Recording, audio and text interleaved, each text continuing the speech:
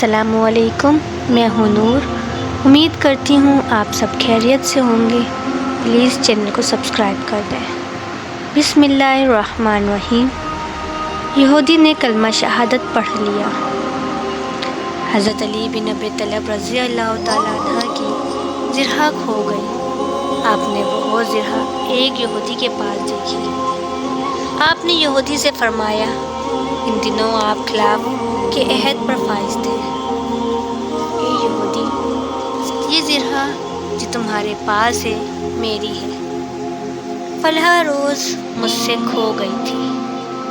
یہودی کہنے لگا، میرے قبضے میں موجود زرہ کے بارے میں آپ کیسی بات کر رہے ہیں؟ اگر آپ میری زرہ پر اپنی دعویٰ کرتے ہیں تو آپ یہی ایک چارہ ہے کہ میرے اور آپ کے درمیان مسلمانوں کا قاضی فیصلہ کرے۔ چنانچہ حضرت علی اور یہودی دونوں فیصلے کے لیے قاضی کی عدالت میں پہنچے۔ جب قاضی شرح کی نگاہ امیر المومنین پر پڑی تو اپنے مجلس اٹھ کھڑے ہوئے۔ حضرت علی بن ابی طالب رضی اللہ تعالیٰ عنہ نے فرمایا، بیٹھے رہیں۔ قاضی شرح بیٹھ گئے، پھر فرمایا، میری زرہ کھو گئی تھی، میں نے اس یہودی کے پاس دیکھا ہے۔ قاضی شرح نے یہودی سے پوچھا، تمہیں کچھ کہنا ہے؟ یہودی نے کہا، میری زرہ میرے قبضے میں ہے اور میری ملکیت ہے۔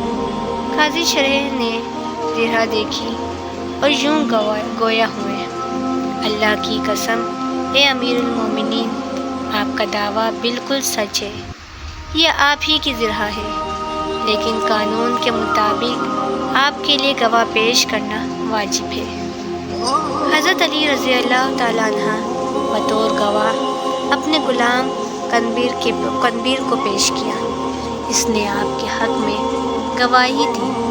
آپ نے حسن رضی اللہ تعالیٰ عنہ اور حسین رضی اللہ تعالیٰ عنہ کو عدالت میں پیش کیا۔ ان دونوں نے بھی آپ کے حق میں گواہی دی۔ قاضی شرح نے کہا، آپ کے غلام کی گواہی تو میں نے قبول کرتا ہوں، لیکن ایک گواہ مزید درکار ہے، اور آپ کے دونوں صاحبزادوں میں سے کسی کی گواہی قبول نہیں کر سکتا۔ حضرت علی نے کہا، قسم اللہ کی، میں نے عمر بن خطاب رضی اللہ تعالیٰ عنہ کو رسول اکرم صلی اللہ علیہ وآلہ وسلم کی یہ حدیث بیان کرتے ہوئے سنا ہے۔ حسن رضی اللہ تعالیٰ عنہ اور حسین رضی اللہ تعالیٰ عنہ نوجوان اہل جنت کے سردار ہیں۔ قاضی شرح نے کہا، اللہ کی قسم، یہ بالکل حق ہے۔ حضرت علی رضی اللہ تعالیٰ نے فرمایا، پھر آپ نوجوانوں اہل جنت کے سرداروں کی گواہی کیوں قبول نہیں کریں گے؟ قاضی شرح نے کہا، یہ دونوں آپ کے صاحبزادے ہیں، باپ کے حق میں بیٹے کی گواہی قبول نہیں۔ یہ کہہ کر قاضی شرح نے حضرت علی رضی اللہ تعالیٰ عنہ کے خلاف یہودی کے حق میں فیصلہ سنا دیا اور زرہ یہودی کے حوالے کر دی۔ یہودی نے تعجب سے کہا، مسلمانوں کا امیر المومنین مجھے اپنے قاضی کی عدالت میں لایا، اور قاضی نے اس کے خلاف میرے حق میں فیصلہ صادر فرمایا، اور امیر المومنین نے اس کا فیصلہ بھلا چوں چرا قبول بھی کر لیا۔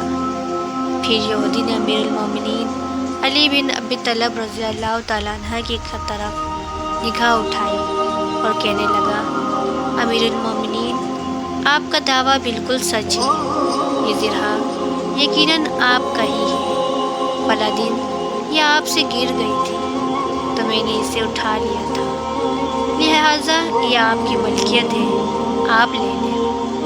پھر کلمہ شہادت پڑھ لیا، میں گواہی دیتا ہوں کہ اللہ کے سوا کوئی معبود برحق نہیں، اور میں گواہی دیتا ہوں کہ محمد صلی اللہ علیہ وآلہ وسلم اللہ کے رسول ہیں۔ حضرت علی رضی اللہ تعالیٰ عنہ نے فرمایا، یہ زرہ بھی اور یہ گھوڑا بھی تمہارا